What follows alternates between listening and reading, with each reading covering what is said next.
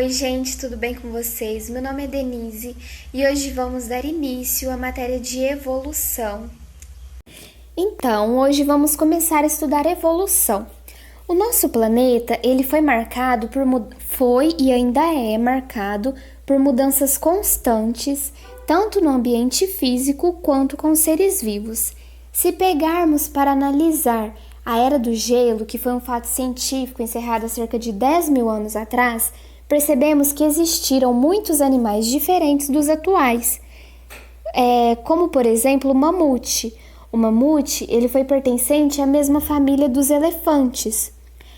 Os períodos Paleozoico, Mesozoico e Cenozoico também são algumas referências do tempo geológico que nos comprova as grandes transformações que o planeta passou e ele ainda vai passar por outras grandes mudanças.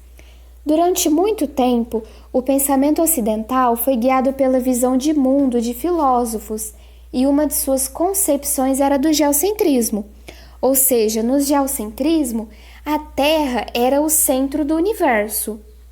Só que a partir do Renascimento, essas concepções deram espaço à visão da Igreja de um mundo estático.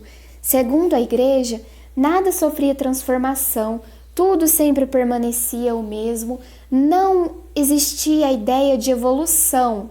A ideia de evolução contrariava totalmente a ideia da Igreja.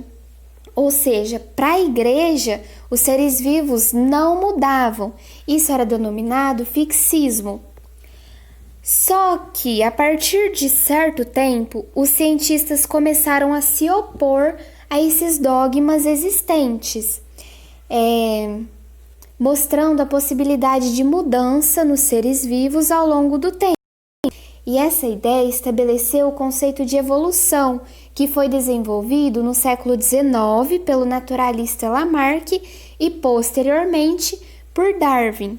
Segundo eles, os seres vivos estão adaptados ao seu ambiente e o organismo tem estruturas e funcionamentos que possibilitam seu ajuste às condições ambientais, permitindo a sobrevivência e a reprodução da espécie naquele ambiente.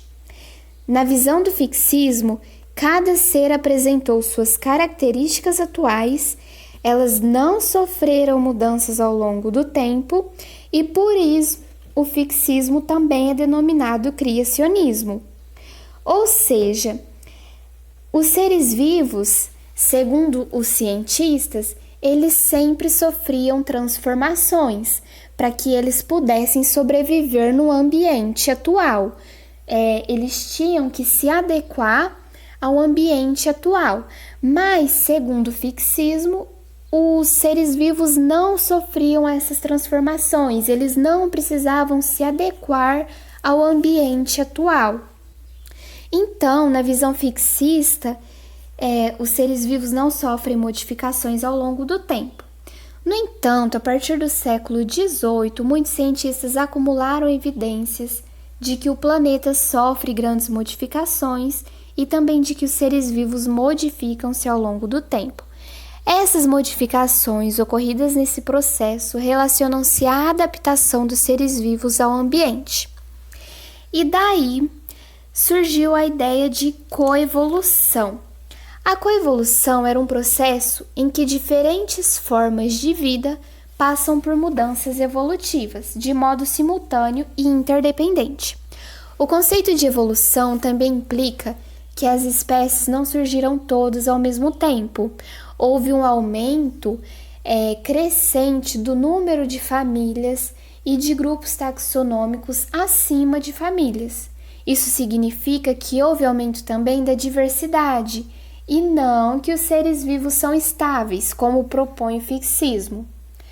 Para que os cientistas pudessem estudar a ideia de evolução, eles empregavam em seus estudos diversas evidências dessas ocorrências da evolução.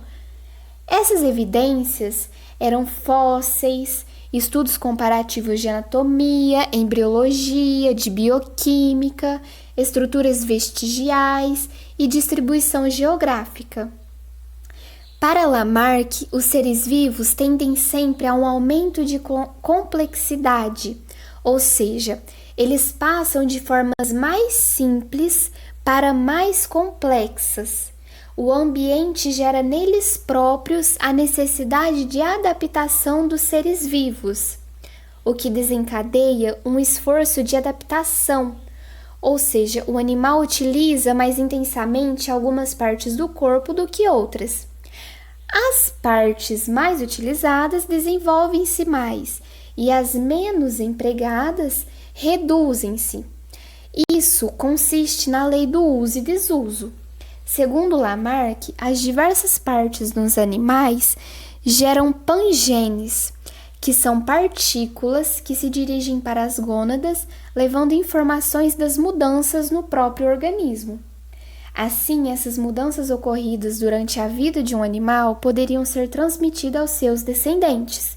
Isso, no caso, consiste na lei da herança dos caracteres adquiridos, que são mudanças ocorridas ao longo de várias gerações, poderiam ocasionar expressivas alterações em uma espécie, caracterizando um processo evolutivo. Ao comparar as ideias de Lamarck e de Darwin, temos esse seguinte quadro, esse seguinte esquema. Para Lamarck,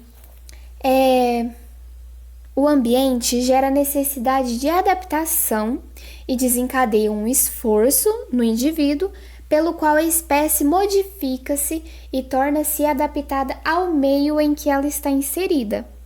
Pode-se dizer que o mecanismo proposto por Lamarck é um processo de adaptação ativa, pois envolve esforço dos indivíduos. Para Darwin, ele considera que o ambiente promove a seleção dos que estão mais adaptados ao meio. A adaptação não é produto do esforço dos organismos. Isso significa que o mecanismo proposto por Darwin é um processo de adaptação passiva, ou seja, isso não depende do esforço dos animais, isso depende da seleção do meio em que eles estão vivendo. Por exemplo, o bico do beija-flor, que é longo, é uma adaptação à obtenção de néctar contido no fundo de flores que apresentam a forma de um tubo. Essa adaptação é descrita de maneira diferente, segundo a visão darwinista ou lamarquista. Segundo a visão lamarquista, o beija-flor tem esse bico longo para alcançar o néctar do fundo das flores. O significado dessa frase é: o beija-flor desenvolveu esse bico longo porque tem a necessidade de alcançar o néctar do fundo das flores. Já segundo Darwin, o beija-flor ele pode alcançar o néctar do fundo das flores porque tem o bico longo. Caso o bico do beija-flor fosse curto, ele não sobreviveria ao meio. Então, essa foi a introdução de evolução. Na próxima aula, vamos aprofundar mais no assunto.